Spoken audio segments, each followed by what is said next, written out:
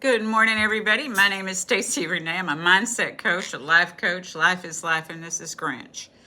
So I'm going to be going live on here tonight at 7 p.m. Central Standard Time, and we're going to be talking about, further expanding about the ACE test, the ACE evaluation, the Adverse Childhood Experience evaluation given to adults. And we are realizing that childhood trauma or childhood affects our adult, what we think our personal reality is.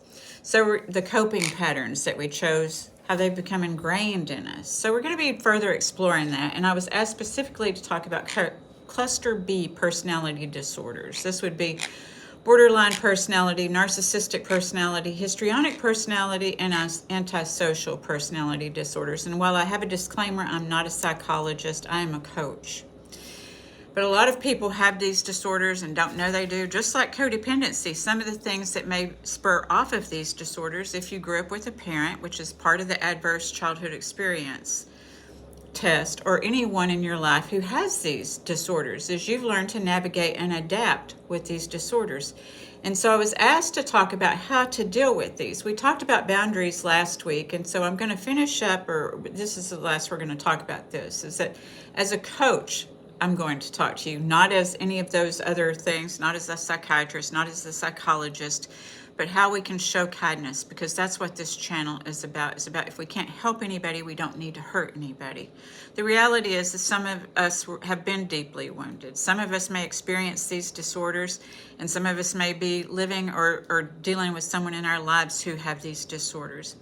And it's a painful disorder. So what we do is we're not just labeling people and judging people. That's not what we do here.